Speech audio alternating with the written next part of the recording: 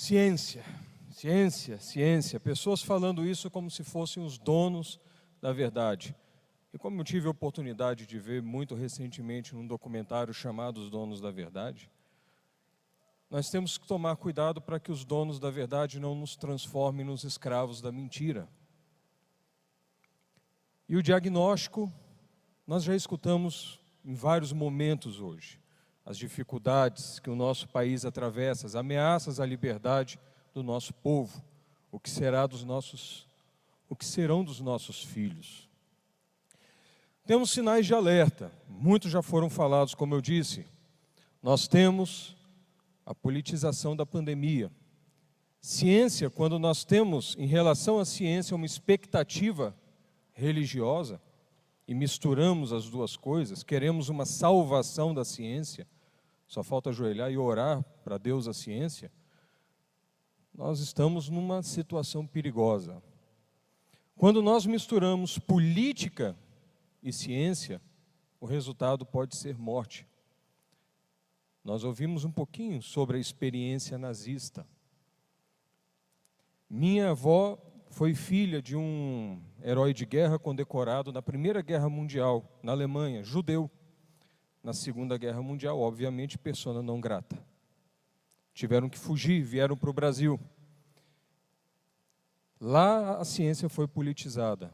Ela serviu aos desígnios políticos, ideológicos de uma determinada elite degenerada. Nunca ouvi essa história antes.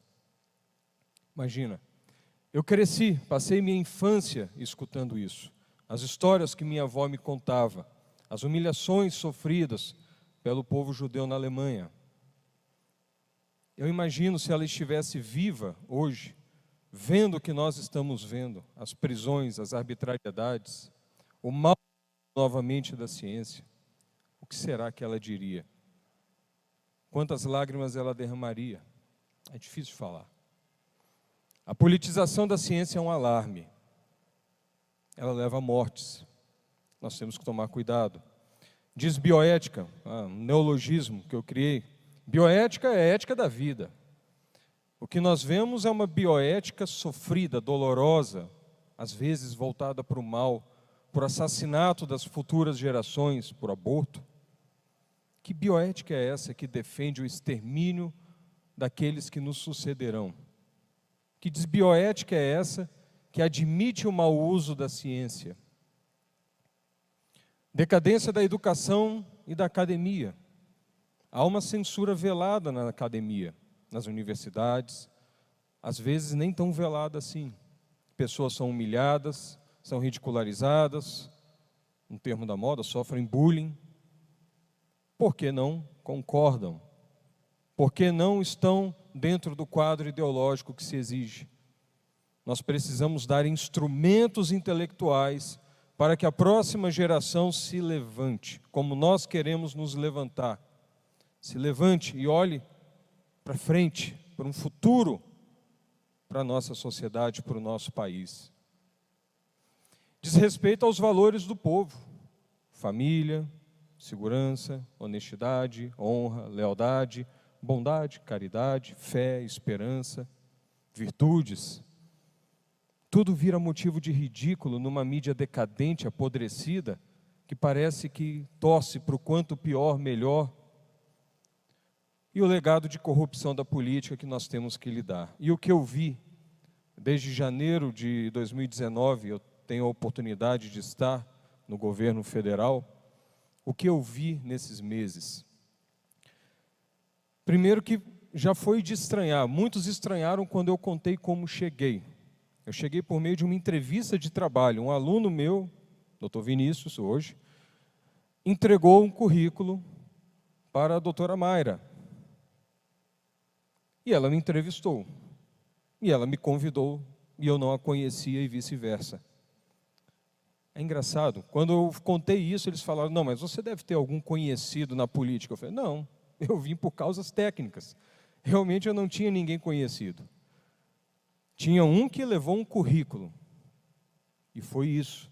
E desde então eu vejo pessoas que estavam no governo, que entraram no governo, que atravessam esses meses e que já enfrentavam muitas dificuldades. O Ministério da Saúde dá muito trabalho, gente. Aquilo ali é desumano.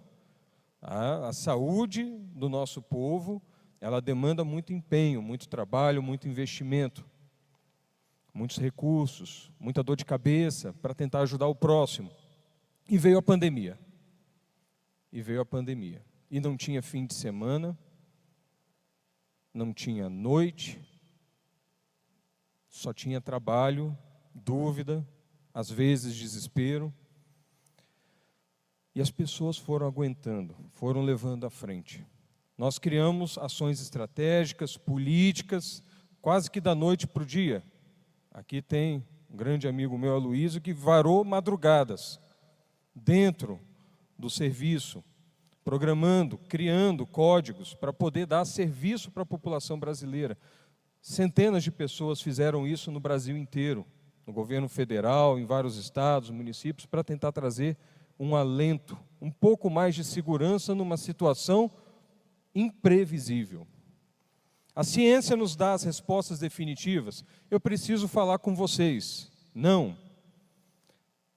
Todo mundo que sabe o que é ciência e pesquisa a fundo o que é ciência, sabe que a ciência vive de se desmentir. Ela vive de hipóteses que são falsificadas, renovadas, trocadas, em busca de uma verdade cada vez maior, melhor, mais útil e aplicável. A ciência, ela sofre revoluções. Aquilo que todo mundo achava que era verdadeiro, de repente, não é mais. E nesse cenário de insegurança, é claro que a ciência bem feita, ela nos dá mais segurança para caminhar. Ela nos dá algumas respostas que permitem um caminho mais firme. Ela permite isso. Se ela for bem feita, com crítica, com diálogo, ela foi utilizada. Nosso presidente, quantas vezes deu um golaço, foi criticado e meses depois, isso é a verdade, é assim que funciona. Olha, esporte, ar livre, atividade física. Os meses passaram e hoje a ciência comprova, faz diferença. Saúde mental, eu vi um governo que investiu muito para ajudar nosso povo que sofre com doenças psiquiátricas. Investimento no poder de compra de municípios, foram 650 milhões de reais para municípios adquirirem medicamentos, para ajudar no estoque, para cuidar da saúde mental. Um dos impactos mais temidos dessa pandemia, as pessoas ficaram trancadas, isoladas, amedrontadas. O nosso organismo reage a isso. O nosso organismo sofre, nossas famílias estão sofrendo. Mas o governo nunca fechou seus olhos e continua investindo. E de repente, quando nossas forças mais combalidas, já estavam um pouco sem energia, vamos dizer assim, enfrentamos uma nova onda epidêmica, a crise de Manaus. Eu estava em Manaus, eu fui lá pessoalmente, não tinha pegado a doença ainda, eu peguei depois. Eu sabia que eu poderia pegar uma doença nova, porque é o coronavírus? Era. Mas ele estava se comportando diferente, tinha alguma coisa esquisita acontecendo. Relatos de pessoas mais novas internadas, um vírus evoluindo rápido. Minha esposa ficou em casa com meus 3 filhos. Eu fui, toda a nossa equipe foi, todo o Ministério da Saúde, gestores foram, funcionários, servidores, foram voluntários, profissionais da saúde, para ajudar a coletar informação. Voluntários que largaram seus empregos, suas famílias, seu conforto, eram profissionais da saúde, sabiam que iam enfrentar uma coisa diferente, sabiam que poderiam ir e não voltar. Ir e não voltar. Mas foram. Heróis. Eu estou no governo, eu assumi um compromisso, problema nenhum, eu tenho que ir. Eles não tinham que ir e foram hostilizados, eles foram caluniados e atacados por um elemento novo que surgiu. No meio do confronto à pandemia, uma CPI. tentando demonizar pessoas que se sacrificavam desde o início da pandemia, desde o início do governo, às vezes já estavam até no Ministério da Saúde há décadas, se sacrificando para tentar ajudar. Eu vi servidores do Ministério da Saúde chorando, com medo de ter sacrificado, estavam trabalhando mais do que nunca, mas a gente via o pavor de ser exposto, ser ridicularizado. Eu falava, ó, fica firme, vamos em frente, faz parte. E a gente vê a censura chegando, a atitude mais anticientífica que poderia existir. Como nós fazemos ciência?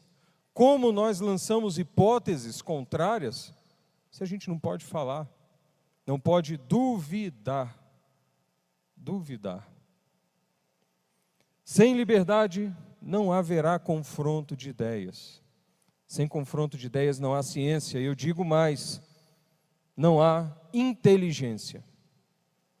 O que tem muita gente que quer por aí é um povo burro.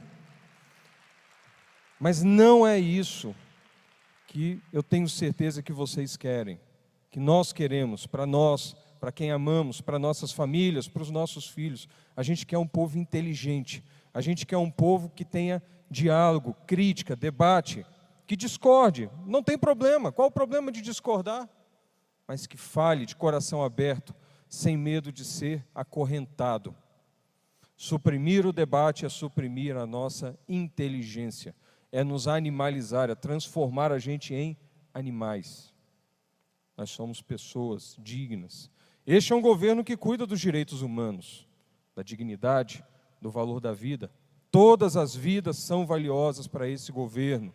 Todas. É um bebezinho no útero da mãe? É valioso. É um idoso? É valioso. A experiência de vida, é um profissional, é alguém que está incapacitado. Todos são preciosos. Ninguém pode ficar para trás. Ninguém pode ficar para trás. E onde a gente quer chegar? Onde conservadores querem chegar? Nós queremos saúde, para ter realização de nossas vidas, poder seguir a fé que nós professamos, segurança, educação. O trabalho do professor na Dalinha é um trabalho seminal. Ele vai demorar décadas para surtir o efeito que precisa. Mas conservadores pensam em gerações. Conservadores plantam uma semente agora e não sabem se a semente vai crescer. Mas eles plantam. Destruir, gente, é a coisa mais fácil do mundo. Matar, roubar, destruir, caluniar, mentir. Construir, não. E verdade, como o Roger Scruton dizia, né? Nós conservadores somos chatos, mas estamos certos. Grande parte das vezes. E construímos, e buscamos construir. Não vamos ver resultados muitas vezes. Será que aquela historinha dos Weintraub vai ser verdade? Deus queira que não. A gente não pede pela cruz, mas se teremos que carregar uma cruz, conservadores não deixam de carregá-la. A gente vai em frente. A gente quer realização para as nossas famílias, para os nossos filhos.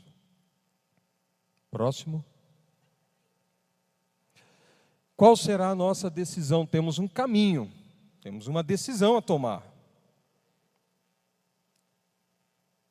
A liberdade, a escravidão, a luta pela liberdade que terminará em escravidão do mesmo jeito. Nós não acreditamos em fins que justificam os meios. E agora eu peço muita atenção de vocês. Nós acreditamos em meios enraizados na experiência do passado, que nos traz lições, que qualificam os fins, que se projetam no futuro. Passado, presente e futuro. É isso que é ser conservador. Como nós seremos lembrados quando estivermos mortos, num lugar muito melhor, com o nosso Criador? Essa é a nossa grande esperança.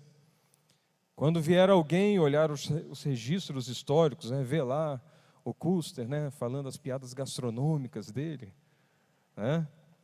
e olhar, né, o Hélio falando, a abobrinha lá no palco, e olhar todos vocês, os relatos de vocês, o que vocês fizeram, suas batalhas, o que eles vão pensar? O que o Brasil vai deixar? Será que o Brasil é uma eterna pornochanchada? Ou será que o Brasil vai deixar um legado de cultura, de coragem, de nobreza, de heroísmo e de luta pela liberdade?